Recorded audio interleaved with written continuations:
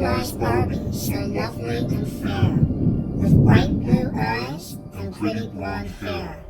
For when the reaper came to draw, he took sweet Barbie, soul and all. Dearly beloved, we are gathered here to remember my thrifted Barbie just the way she was.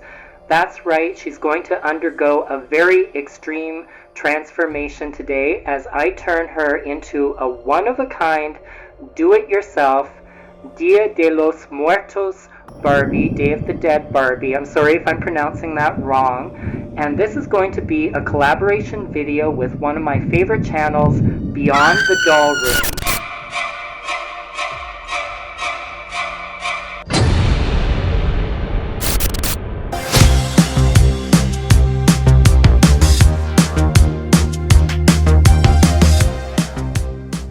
Hello darlings, and thank you for joining me for my very first spicy makeover. Yes, I'm super excited that Jamie over at Beyond the Doll Room has decided to join me in this collaboration. If you like your doll content with a spooky twist, be sure to check out Jamie's channel. I've dropped a link in the description down below. I love that channel and I love that we are doing this collaboration together, and I can't wait to see how our makeovers compare. My doll that I've named Gigi here, my Barbie, she's still got her little bee necklace on. It's all attached, so I've decided I'm going to keep that necklace on her.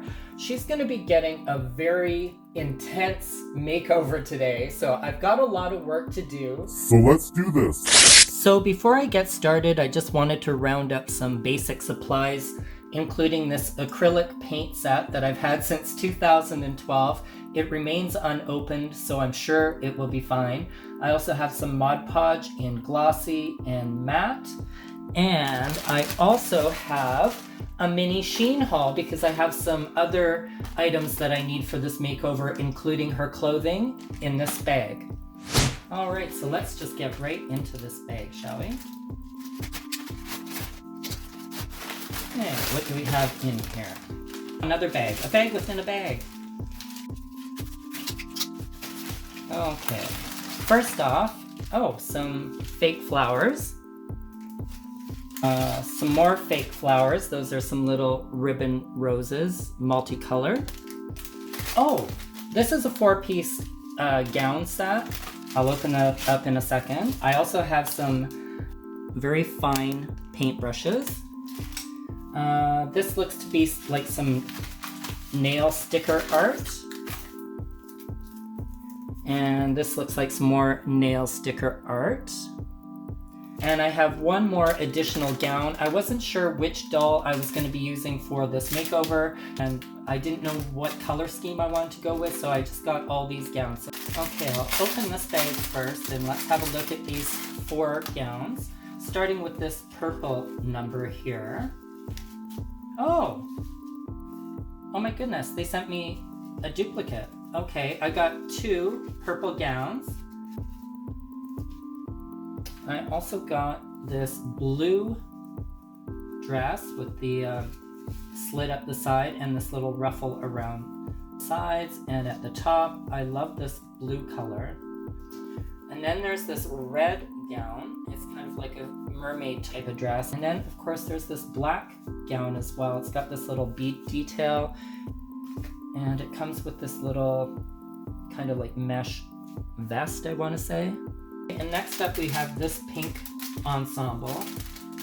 I think they call it rose red. Comes with a hat as well. It's got little Velcro on it to hold onto the hair, I guess. And here is the dress itself. Another mermaid style dress.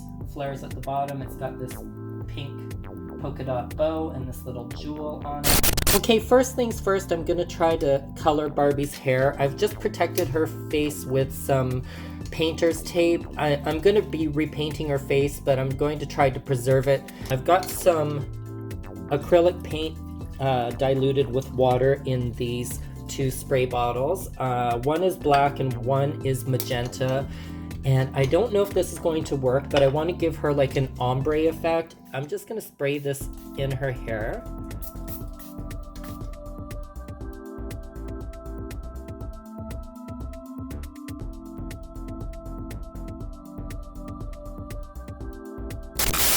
Alright, so here's Barbie with her new hair color. The color took better than I thought it would. I feel compelled as I'm doing her face repaint to remove her eyebrows. I don't know why, but I feel like there's no turning back if I remove her eyebrows. I'm gonna remove some of her eye makeup too, so I have to be very careful. This is 100% acetone. Careful.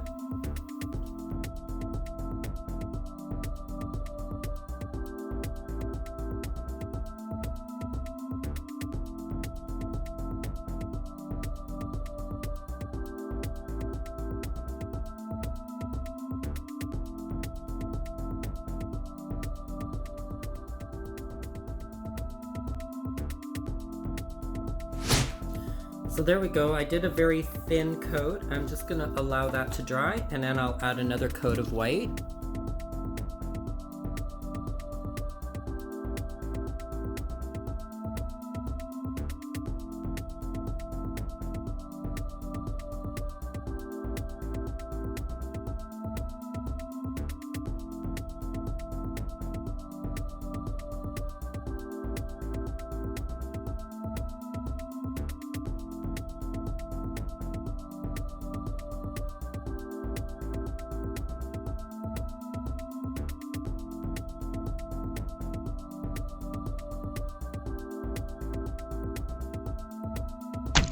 Alright, so I've got my gown and I have picked out the color scheme from my little ribbon roses. Okay, with the jewel removed, I'm also going to remove, I don't want these little green leaves on there, so I'm just going to remove those as well, carefully.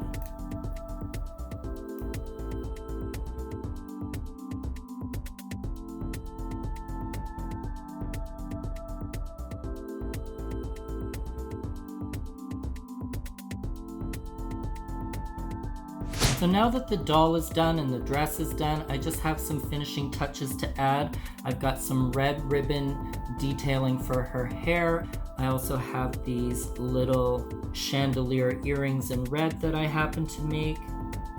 And I'm going to give her a little black rose corsage. And then I also am going to trim her hair with these last remaining roses.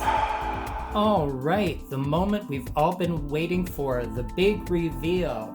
I have Gigi 2.0 inside the coffin here, and I'm ready to open it up and see how she turned out.